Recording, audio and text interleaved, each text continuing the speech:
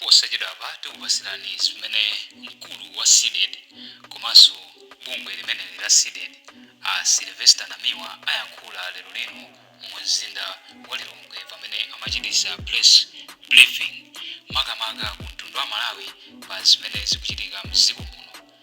Takhala pompo mumve kuti kodi Silvester Namiwa ndi bungwe lawo la SIDED lero agamba kapena kuti auza chani boma. Manena kuti awiri sayenda asanapangane. Ndisana bwere kuwerenga chikalata chimene ndili nacho pali zinthu zingapo mukudziwa kuti SIDED tikanena kuti kapena Malawi eni yake abungwe ili akaona kuti tukayankhula amatituma amatipasa mauthenga awiri atatu. Ndiye ndili ndi mauthenga atatu pano. Choyambirira ndimafuna ndithokoze Amalawi amene munabwera munazipereka, Amalawi amene mukumva kuwawa ndi boma ili la Dr. Chiwawa munabwera pa community pa 25 lolemba lija November kuti muzachite zionetsero zabata ndi mtendere.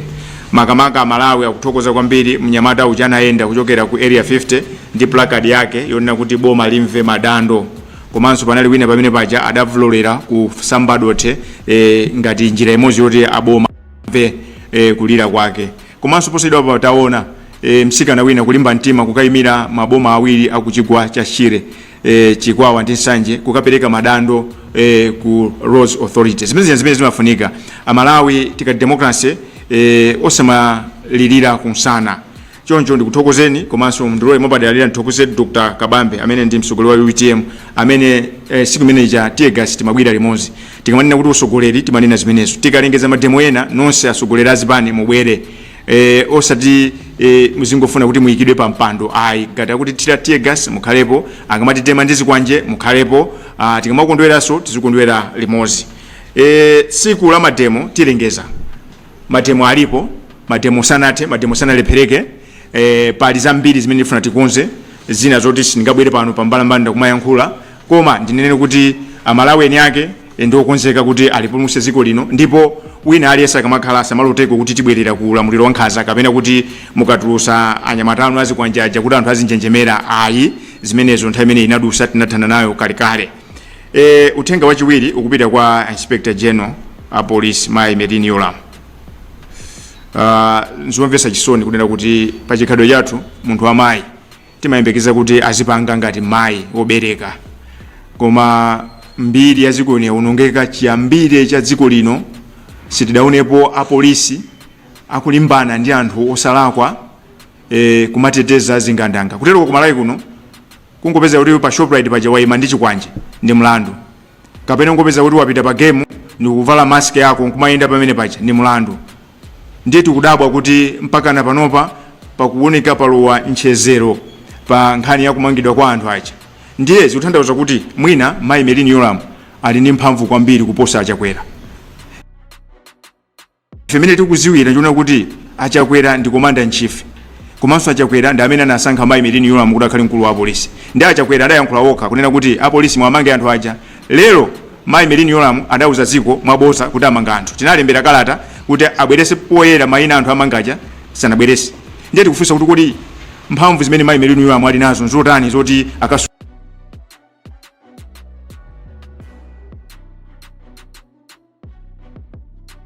ndi chiganizo cha Achakwera. Pakati pa Achakwera ndi Mai Merini Yolam president ndi ndani? Ndiye ndimafuna tinene kuti ngati ndaleza kulowa ndi Mai Yolam nthawi ndiyo mwino musiye ntchitoyo mukayime MP kwanu. Sitikulolani kunena kuti dziko la Malawi mubwere chipwirikitifa cha ino. Ifa zimene zinachitika zija ndimene zinayambira genocide ku Rwanda. Ndiye uthenga ndikuyenkha ndinu Mai Merini Yolam ngati ntchito mwatopa nayo musiye ntchito ya Malawi. Chifukwa Police Act ili clear ntchito yanu ndikupereka chitetezo kwa Malawi. Sizoti kubwera kumaza zungulira kumapanga njomba inu si munthu wa ndale. Ngati mufuna ndale musiye mupite mukayimire MP kwanu. Nkhani yachitatu ndionera kuti taona boma la China latimangira nsewu. Ndiye tikamachoka M1 tikamazafika pa crossroads mbali inayi kumangidwa nsewu koma kumanga ndi amota enjiro. Ndi anthu akudabwa kuti roundabout yamangidwa pamene panja aliyense achite chidwiro akayiyang'ane kukhala ngati kuti yapotoka kwambiri. fa anthu amayembekeza kuti mota enjiru ndi yakwathu konkuno igwira ntchito yabwino kuposa makampani ama China. Ndiye inu atolankhani amene mumajambulani mupite mukaone roundabout imene yamangidwa pa crossroads ikuoneka kuti yapendekeka kwambiri zilo kusika kuonekera kuti apa sizinayende. Ife sinapange maphunziro a civil engineering koma amalawa amene amakhala mu Lilongwe, amalawa amene amadziwa zinthu zabwino akudandaula ndi imene zilili pamene pacha. So thank you very much. Without much ado, allow me to go straight into the business of the day. I have a statement here which I'm going to read out. Thereafter, I'm going to make an attempt to present the same in Chichewa. Press statement, Lilongwe, Thursday, December 12, 2024. No blank check for foreign nationals for torturing locals. The Center for Democracy and Economic Development Initiative, CDET, has busted a syndicate where the state police prosecutors connive with medical personnel to issue medical reports with intent to influence outcomes of criminal cases for personal interests, thereby derailing the wheels of justice. This development seems to have given a blank check to foreign nationals to torture, exploit, and reduce locals to second-class citizens right in their own soil.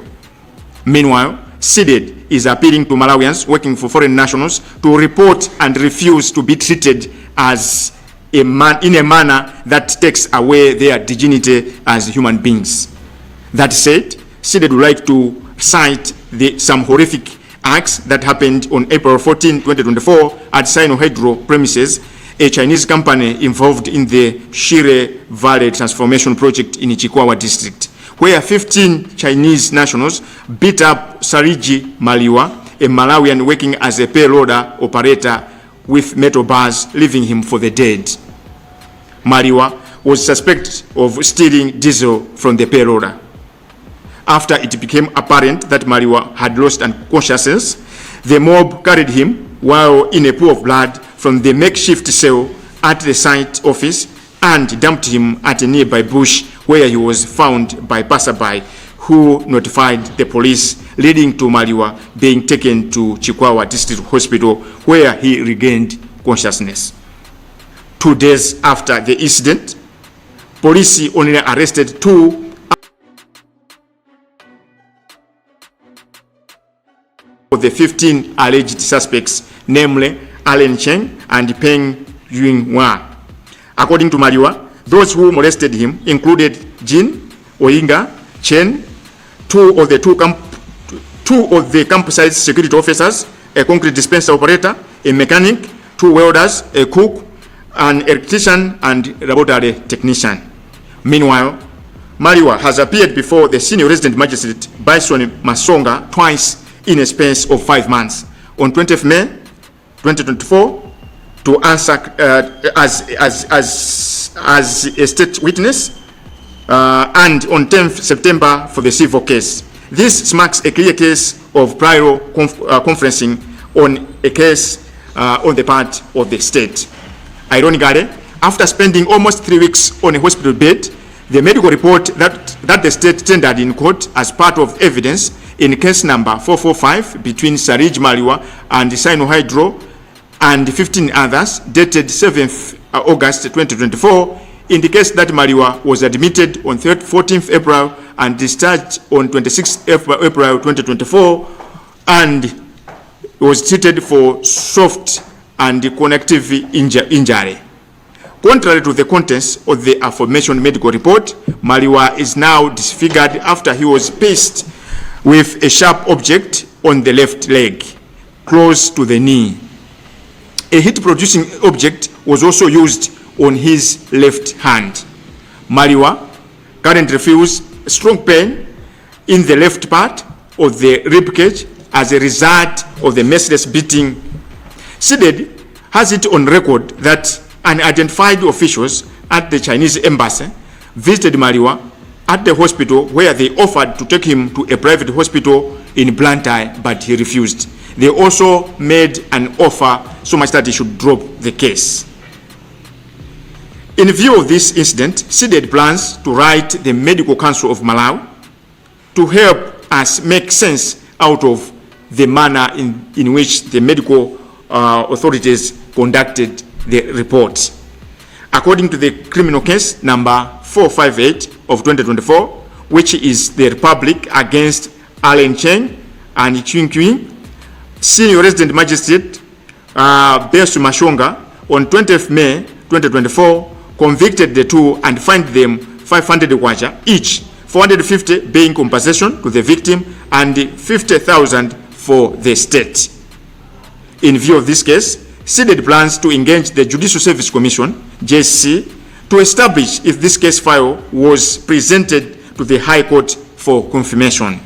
Meanwhile, Senior Resident Magistrate Mashonga is yet to rule on the civil case. Thus far, SEDED wishes to remind foreign nationals residing and working in the country, notably those from China, that the country's laws prohibit mob justice.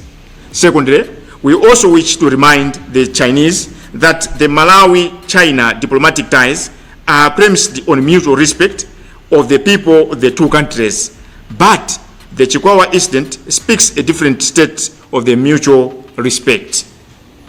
From our independent investigations, most of the 13 suspects who molested Namiwa are walking freely at Kasisi in Chiwawa, while some Chinese are expected to have fled the country. In the spirit of transparency and accountability, SEDED hereby demands the following. 1.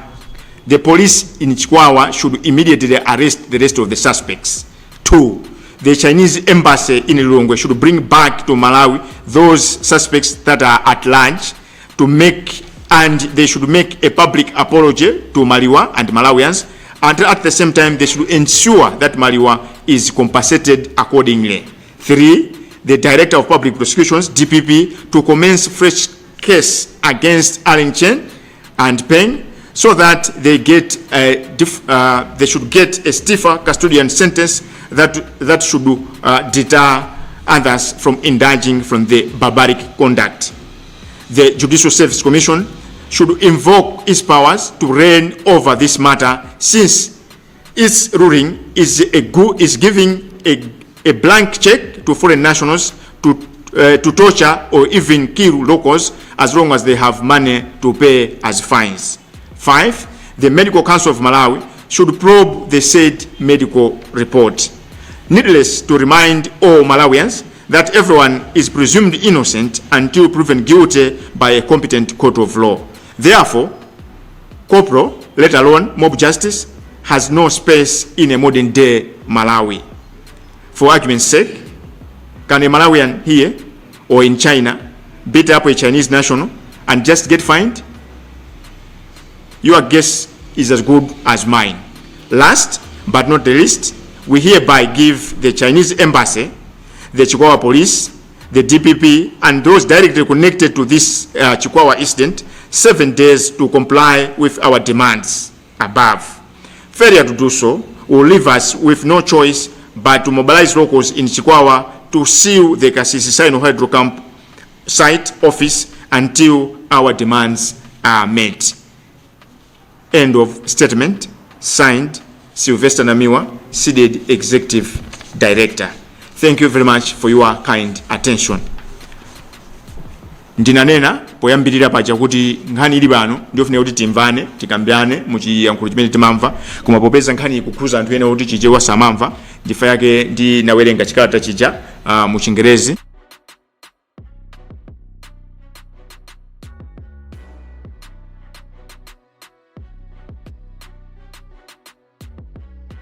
Rabiti ndine mwambi kunena kuti ku Nigeria kuli mwambi amanena kuti munthu ukhoza kukwanisa kuba ngoma ya mmuzi, koma vuto limene limabwera ndoti kodi ngomayo uzikayimbira kuti. Uthenga Lilongwe lachinayi December 12, 2024. Nzika za mayiko ena zilekeretu kuchitira chipongwe Amalawi. Bungwe la Center for Democracy and Economic Development Initiatives lavumbulusa za chiwembu zomwe apolisi ena akupanga mothandizana chipatala pomasintha malipoti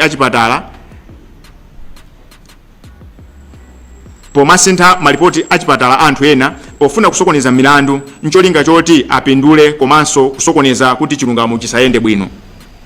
Izi zikupereka mwayi kwa nzika za mayiko ena kuti zizichitira nkhanza Amalawi mdziko lawo lomwe. Padakali pano bungwe la SIDED likupempha amalawi omwe amagwira ntchito m'makampani a mzika za maiko ena kuti asamalolere kuzunzidwa ndi kutengedwa ngati si anthu. Ife a SIDED tikufuna tiulule za nkhani yomvetsa chisoni yomwe inachitika pa kampani ya Sinohydro ya mdziko la China pa 14 April 2024 ndipo igwira ntchito yomanga ngalande kapena kuti makanalo mu project ija ya Shire Valley Transformation ku Chiwawa. Kumeneko anthu 15 a mdziko la China adamenya asalaji maliwa omwe amagwira ntchito kumeneko ndikuwasiya kuti afe. Amaliwa anawanamizira kuti aba mafuta a diesel. Ataona kuti awamenya mpaka na kuwakomola, anthuwa anawakokera kukawasiya pamalo ena patengo, pomwe anthu ena kufuna kwabwino adawapeza nkuwatenga kukadziwisa apolisi nkuwatengera ku chipatala. Apolisi anamangapo nzika ziwiri za dziko la China, a Allen Cheng ndi a Peng. Koma malingana ndi amaliwa, ena mwa omwe adawamenya ndi a Jine, a Hohia, a Chen, achitetezo awiri ochokera apamalopa ochokera ku China, driver ophika woyesa zinthu ku labotale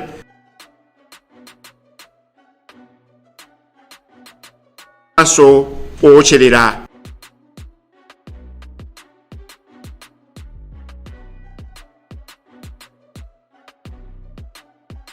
Nthu zosiyana-siyana. Amaliwa anakaonekera ku Resident Magistrate Bison Masonga atagonekedwa ku chipatala pafupifupi kwa sabata zitatu. Ripoti lomwe apolisi anapereka ku koti likuonesa kuti amaliwa adawagoneka mchipatala pa April 14 nkutuluka pa April 26, koma iwo akunenesa kuti adatuluka pa 29 April. Koma mosiyana ndi ripotiro, amaliwa panopa analumala kambo kuti anawabola ndi chisulo pa mwendo wa kumanzere ndipo anawawotcha ndi chisulo chotentha moto mzanja la kumanzere.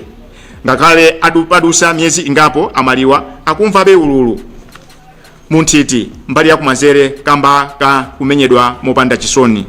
Bungwe la SIDED lilinso ndi umboni kuti akuluakulu aku ofesi ya kazembe wa dziko la China kuno ku Malawi adakawayendera amaliwa ali ku chipatala ndipo anawapempha kuti awatengere ku chipatala china cha private ku Blantyre, koma iwo adakana. Komanso adawalonjeza ndalama kuti nkhani ayitaye. Bungwe la SIDED likukonza zolembera bungwe la madotolo la Medical Council of Malawi kuti atithandize kumvesesa za nkhani ndi momwe ripoti lidalemberedwa.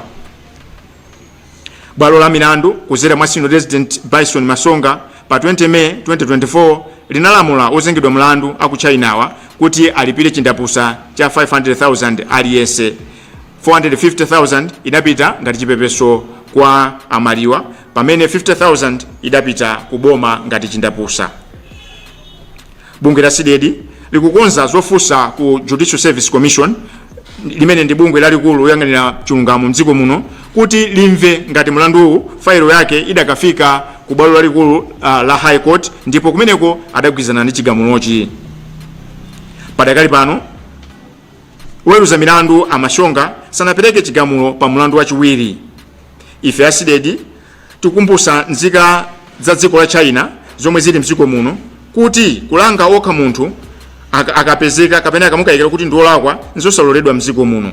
Chachiwiri tikuwakumbusanso kuti ubale wa maiko awiriwa udasamira pa nsanamira yoti nzika za maiko zizilemekezana, koma zomwe zachitika ku Chikwawazi zasimikizira kuti zikususana ndi cholinga cha ubale wa maiko awiriwa. Kafukufuku wathu akuonesa kuti anthu 13 omwe anamenya amaliwa akuyenda ngati afulu ku kasisi ku Chiwawa komwe kuli ofesi ya kampani iyi, koma ena adathawa mdziko muno. Ife a SIDED tikupempha boma kuti lichite izi mwachangu. 1. Apolisi a Chiwawa amange mwansangasanga anthu amene ali ku kasisi ku Chiwawa. Ofesi ya kazembe wa dziko lino, ofesi ya kazembe wa dziko la China mdziko muno ku Lilongwe aonesese kuti ayike ndondomeko zoti anthu amene athawa mlandu abwere kuno ku Malawi kuti azayankhe mlandu wawo, komanso apepese kwa Malawi wonse komanso kwa amaliwa ndikuonesesa kuti amaliwa alandira thandizo loyenera kupita ku chipatala kwina kuti akawayeze akaone kuti kodi pano ali bwanji, komanso alandire chipukuta misonzi. Tikupemphanso ofesi ya mkulu wozenga milandu Director of Public Prosecutions kuti ifufuze nkhaniyi ndi kuonesesa kuti anthu omwe ameneka kupita ku ndende apite kukagwira ndende kuti ukhale umboni kuti nzika za mayiko ena zisiye kuzunza Amalawi. Bungwe la SIDED lilembera kalata Judicial Service Commission kuti lifufuze ngati chilungamo chinayenda bwino pa chigamulo chimene Magistrate Mashonga adapereka. Komanso afufuzidwe anthu onse amene akukhuzidwa ndi nkhani imeneyi. Bungwe la SIDED lilembera kalata bungwe la Medical Council of Malawi kuti lifufuze kuti kodi zidatheka bwanji munthu amene adagonekedwa muchipatala kwa sabata zitatu akanene kuti sadavulale modesa nkhawa. Pomaliza, bungwe la SIDED likupereka masiku 7 ku ofesi ya kazembe wa dziko la China kuno ku Malawi, komanso ofesi tachula mwambadzi kunena kuti achite zimene tapemphazi mu masiku amenewa. Kunyalanyaza kapena kuchedwa kuchitapo kanthu, ife tiwamema anthu aku Chiwawa ndi Amalawi onse akufuna kwabwino kuti tikabe kupanga mbindikiro pa ofesi ya Hydro kufikira anthu amenewa atamangidwa. Zikomo kwambiri. Chikalata osayinira nda Silvester Namiwa.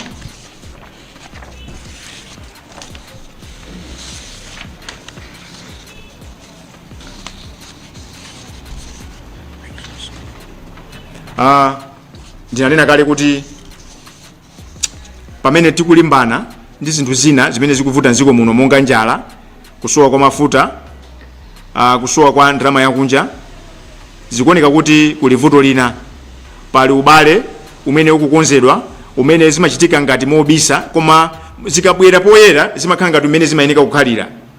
Apolisi ndi nthambija yofufuza za milandu amati prosecutions kukhala ngati ali pa ubale kwambiri ndi azachipatala madera osiyanasiyana. Kunena kuti mulandu ukachitika amayang'ana nkhope. Ngati kwina kukununkhira ndalama amakaonesesa kuti munthu wa ndalama uja mulandu uja umukomere. Pokalemba zikalata za zipatala zosusana ndi munthu. Nkhani imene yabwera pano yowasusa apolisi komanso azipatala ndi mlandu ndi nkhani imene inachitika mu April ku Chiwawa ya Amaliwa. Kunena kuti munthu anamubola munthu mzanja pano pali nakanika kugwira ntchito akupuma movutikira, mwendo akuyenda movutikira, ndikukanena kuti sadavulale kwambiri. Umene ukakhala umboni ukapereka pa court. Ndiye Amalawi amene mugwira ntchito kwa abale athu akunja, kaya mugwira ntchito kwa amwenye machina kaya ndani, chonde ndife anthu osauka inde, koma tisamazunzike, tisamakhala ngati akapolo muziko lathu. Tayang'anira ntchitidwe ngati umene kwa nthawi yayitali, makamaka azimayi akupangidwa zipongwe, achinyamata kupangidwa zipongwe, kumapangidwa zinthu zoti sankuyenera kupangidwa muzina loti tigwire pa ntchito. Inde tikuzowa kuti muziko muno ntchito zikusowa, koma lero ndikuwuzani kuti tisamayang'anirire ntchitidwe owonongeka ngati umene wachitika ku Chiwawa. Komanso zikuoneka kuti mbali ya Malawi Police Service kwakhala lamulo losalembedwa lonena kuti mlandu ukakhuza munthu wa khungu loyera suyenda bwino. Chifukwa chimenecho posedwa patiyamba ntchito tifufuze mndende kuti kodi amwenye alimu angati, kodi machina alimu angati, kodi anthu ena awaoneka akhungu la chizunguwa alimu angati. Zikuoneka ngati kuti ndende zathu kapena ndi za anthu ife tomwe Amalawi kapena abale athu aku Rwanda ma Burundi fanda amene boma limaziwa kulimbana nawo. Ndiyeno zinthu zikuonongeka. Tiyang'anira nthawi yayitali. Mukaona ripoti la Afrobarometer kafukufuku imene apanga posayidwa pompa akuonesa kuti Amalawi ambiri akukanika kapena kuchita mantha kuti apange ripoti zaziphuphu kapena zakuphwanya malamulo chifukwa choopa kuti anthu ajabwera aziwasaka. Koma pali bungwe lona kuti muzili kukhulupirira bungwe lake la SIDED. Ndipo ndinene pano kuti choyamba tafunire zabwino Alexis Kamangira amene awasankha kukhala munthu woyimirira Amalawi, amene wayimirira bwino Amalawi mu chaka chimene chatha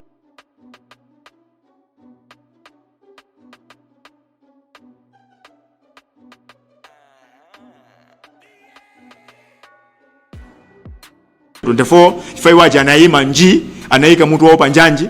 Ndikunena pano Amalawi ayamba kumakambirana momasuka za ku court. Mbuyomu anthu akangomva zina la court amangonjenjemera, akangomva zina la judge amangonjenjemera. Koma Alexis Kamangira mulandire maluwanu. Andimafuna ndene pano kuti akamangira ndine kuti nawo ntchito nkhani ya susu. Mukukumbukira kwa njewa kunali China wina amapanganso chipongwe kumauza ana ziyankhulo zosakhala bwino nkumati nyoza ife. Ndiye zikuoneka kuti machina awa mziko muno sanabwerere mtendere. Fa akaka ngachiwiri nkhani ya susu ngati sindi wakuisana 2022 2024 lero machina 15 kutenga zisulo kupanga sero kutero pa malo awo pa kampo yawo pali malo onena kuti akampeza munthu akungenza kuti walakwa akumpasa chilango pamenepo koma chikalirecho pa malo pamene alipo mwina ndi 2-3 kilometers kwafika pa Chiwawa police station. So zikuoneka kuti dziko lino talipereka m'manja mwa adani chifukwa cha kukonda kwathu kwa ndalama. Ndiye amalawi nonse amene muli ndi maumboni oti anthu akusokoneza chuma cha boma, maumboni oti anthu ena akupanga zophwanya malamulo, maumboni anthu amene akukuzunzani, mubwerese kubungwe la SIDED tigwira ntchito ngati mmene tikupangira pano. Ife timayima pa chilungamo. Chofuna cha wathu kuti inde ndife anthu osauka, inde ntchito kulibe kumalawi kunoko, inde forex kulibe, inde fertilizer kulibe, inde tikudya chiteze, koma alendo amene azibwera mdziko muno azibwera kuzagwira ntchito zimene anena. Chifukwa cha chimenecho ndimafunanso ndipemphe department kapena nthambi yoona nzolowa kutuluka kunena kuti mupange kauniuni wa machina kuti machina amene ali mdziko muno akugwira ntchito zimene ananena kuti azigwira. Chifukwa apa pataona anthu amene tikuwaganizirena kuti adapanga chipongwe ichi ena akuti ni mawero dala ocherera. Soona dziko la Malawi tizikatenga ocherera kuchokera ku China, wophika cook azikachokera ku China, driver azikachokera ku China. Ndiye amalawi inu ndine tizigwira ntchito yanji pamene tikupita ku chisankho cha pa 16 September 2025 tibwera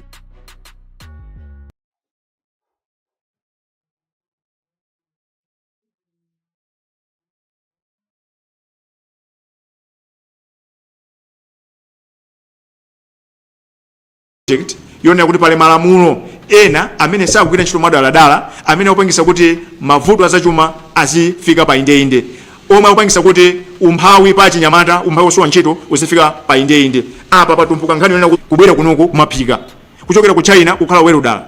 Kuli anthu ena makampani akugwira ntchito yomwe isida mafuta kuchokera ku India, kuchokera ku Pakistan. Zoona zimenezo nthawi yakwana kuti Malawi tiyeni tiyime pa chilungamo kuteteza dziko lathu komanso kutiteteza ifeni koma koposaposa kuteteza democracy. Kuleko zoyipa zikuchitika pamene atsogoleri athu ali busy magulu azikwanje kumapasa anthu kuti azititema pamene anthu akunja, anthu achilendo akuzunza Malawi. Ndinanena kuti bwalo lindilanu koma ndimangofuna kuti ndiombere nkota pa zinthu zingapo. This is a press briefing. It's your show, it's not my show. Allow me to open the floor for questions. You identify yourself and then pose your question. Thank you very much. Umurundi mene akulu wa SIDED mosokozedwa nda Silvester Namiwa ayankhulira lero mtundu wa Malawi. Tsopano mukhale pompo pamene tikupasireni mafunso amene atolankhani adapasidwa mpata kuti amfunse mkulu amene Silvester Namiwa lero pamene amachitisa press briefing mu mzinda wa Lero.